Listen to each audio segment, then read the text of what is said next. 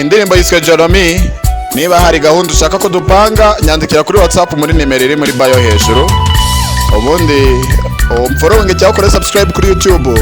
Indirimbo nyizi nzajya nziguha muri video bikurikira, ariko ukabanza ugakora subscribe cyangwa ukamfollowing. JOLOMI JOLOMI, ndagira ngo nkunde. JOLOMI mukundwa, JOLOMI JOLO. Kilode kubera ko utajya umamagara. Kilode bebe, kilode JOLO. Naguhaye ibimenyetso kubera ko utabibonye. Naguhaye uburenganzira ariko ntiwabibona JOLOMI. Ntacyo ntakoze. Nzakora iki koko? Nzabikwibwirire se basi. JOLO, wafashe nimero yanjye. Fata nimero yanjye. Uze kuza kumpamagara, umpamagare. Nshaka kukubera umukunzi. Nkubera umukunzi. Uze kuza kumpamagara rero.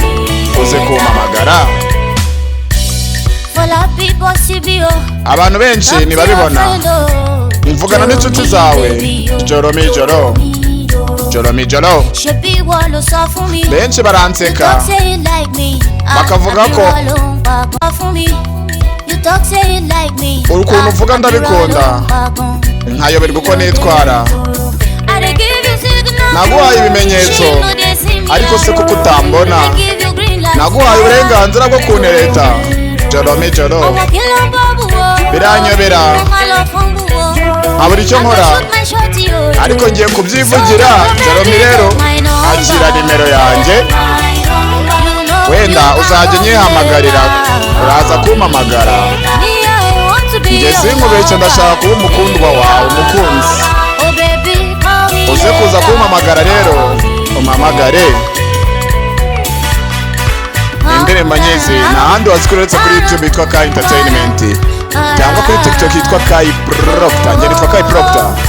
Hari igitekerezo ati baby, weba umwicanye ngo ube umunyabyaha, nkunda kuko nanjye ndagukunda. Mbwira impamvu bebe udafata igihe cyawe, umpamagare. Akira nimero yanjye, akira nimero. Uzajya umpamagara, uzajya umpamagara. Nshaka kukubera umukundwa, sinkubeshye.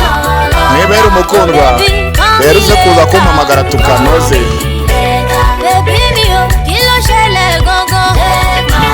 Fata nimero yanjye, ndagutegereje kugira ngo uze kumpamagara. Nshaka kukubera umukundwa, nshaka kukubera umukundwa. Bebe rero uze kuza kumpamagara, uze